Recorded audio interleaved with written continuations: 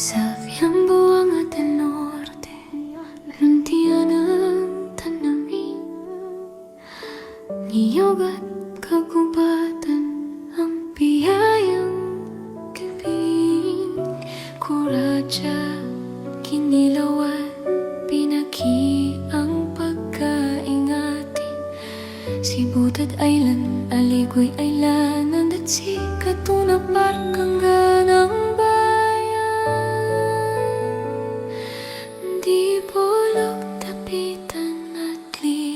ang masiglang pamayanan, kultura at paggalang sa kalikasan ng gabay ng mamamayan.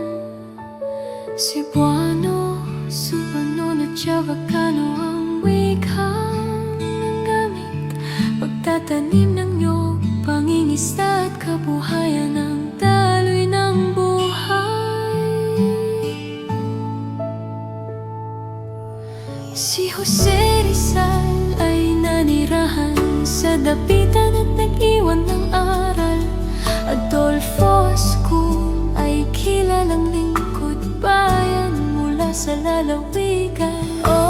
Sambuanga del Norte, lupang sagana sa niyog at gubat. Sa bawat hangin ay may dalang alaala ng kalikasan. Sa ganda ng iyong tanawin at kasaysayan ng bayan, ikaw ay bahagi ng mayamang Mindanao. Mula sa kabundukan hanggang sa baybayin ng dagat, ang kasaysayan at kultura ay buhay sa bawat araw. Si Yocon at Polanco ay kilala sa likas na yaman.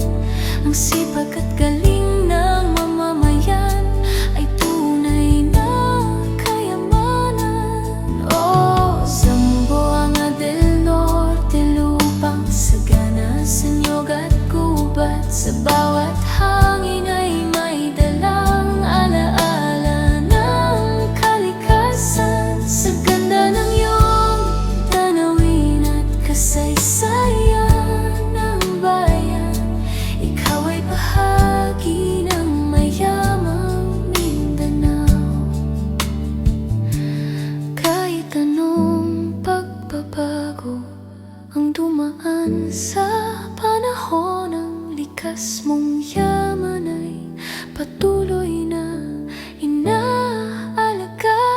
Ang pangalang Zamboanga del Norte ay bahagi ng kasaysayan bilang tahanan ng kultura at kalikasan. Sa lupang pinagpala ng niyog at luntiang gubat, ang pangalan mo'y bahagi